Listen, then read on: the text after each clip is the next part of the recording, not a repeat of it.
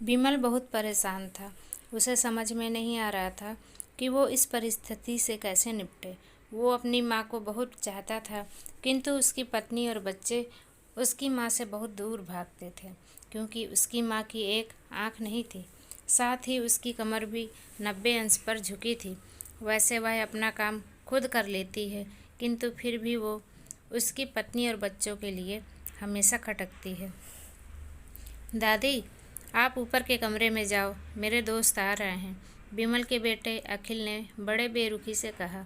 पर बेटा, मैं तो यहाँ बहुत दूर बैठी हूँ, विमल की माँ ने बहुत प्यार से कहा।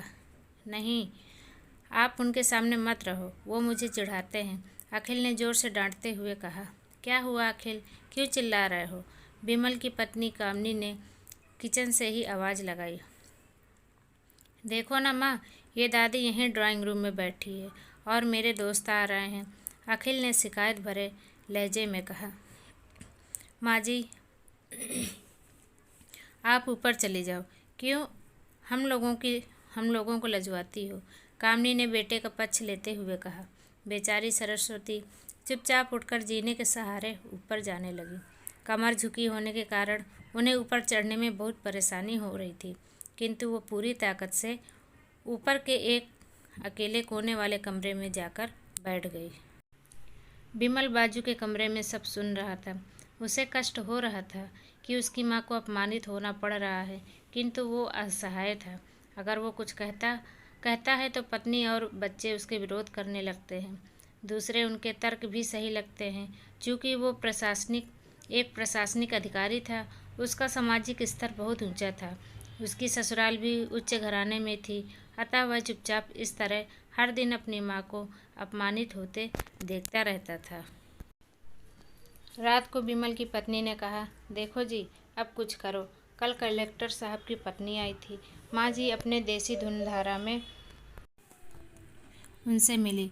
मुझे बहुत शर्म आ रही थी, बताते हुए कि ये मेरी सास है। मैंने कह दिया कि दूर की रिश्तेदार हैं, इलाज कराने आई हैं। विमल को रोना आ गया, किंतु फिर भी वह चुप रहा। उसे समझ नहीं आ रहा था कि वो क्या करे। अब अपने बेटे की मनः स्थिति को सरस्वती अच्छी तरह से जानती थी और बेटे को कोई कष्ट न हो, इसलिए वो हर बात को चुपचाप सह लेती थी। विमल बहुत उदास रहने लगा।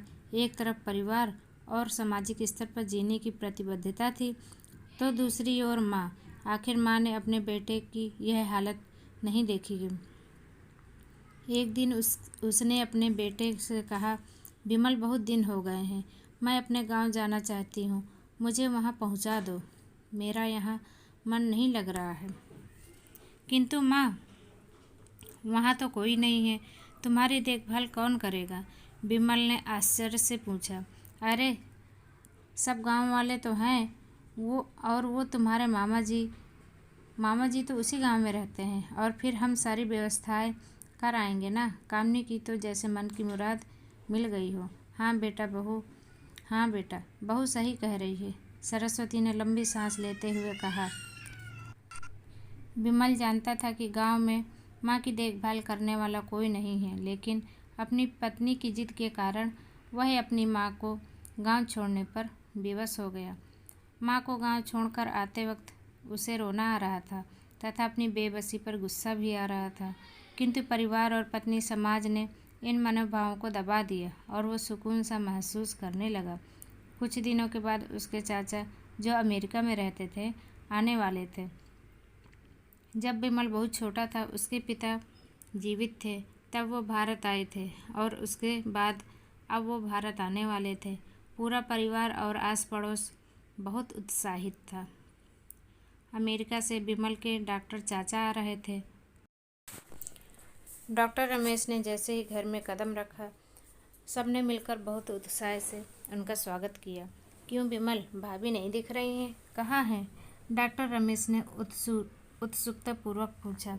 जी, वो गांव में रहती हैं, यहाँ उनका मन नहीं लगा, कामनी ने सपाट लहजे में उत्तर दिया। डॉक्टर रमेश ने विमल की ओर देखा तो विमल ने अपनी आंखें झुका ली। डॉक्टर रमेश सब समझ गए, बोले, कल हम भाभी से मिलने गांव चलेंगे सब लोग। दूसरे दिन सभी लोग गांव के घर में पहुँचे। देखा कि सरस्वती को बहुत तेज बुखार है और वो पलंग पर असहाय पड़ी हैं। डॉक्टर रमेश दौड़कर सरस्वती के पास गए, उनके पैर छूकर रोने लगे। सरस्वती की यह हालत उनकी कल्पना से परे थी। वाह बेटा विमल, तूने तो नाम उजागर कर दिया।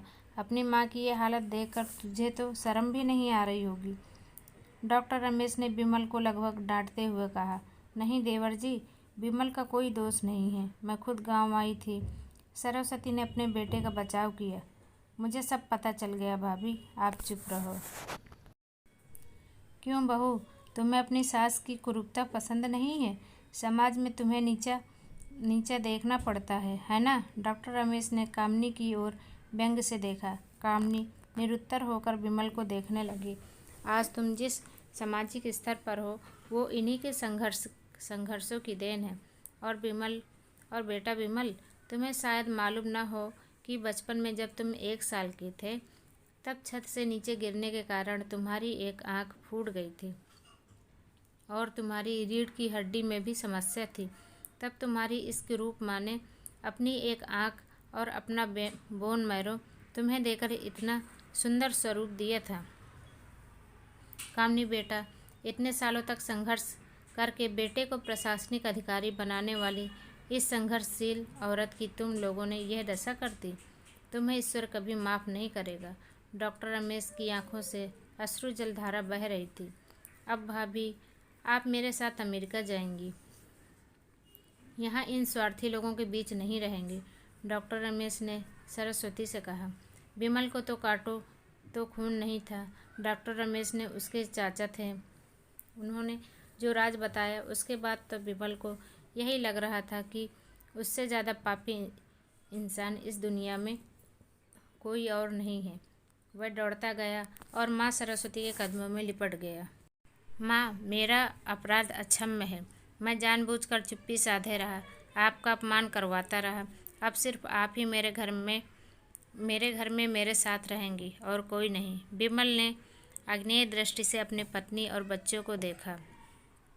कामनी को भी बहुत पश्चाताप हो रहा था, किंतु उसकी हिम्मत नहीं हो रही थी कि वो सरस्वती से आंख मिलाए। सरस्वती ने कामनी की मनःस्थिति को समझकर उसको पुचकारते हुए अपने पास बुलाया और विमल को डांटते हुए कहा, खबरदार, जो मेरी बहू को मुझसे अलग करने की कोशिश की तो तुझे ही घर से बाहर निकाल दूंगी। कामनी और बच्चों ने सरस्वती के पैर पड़ते हुए अपने व्यवहार पर माफ़ी मांगी और माँ के हृदय ने सबको माफ़ कर दिया।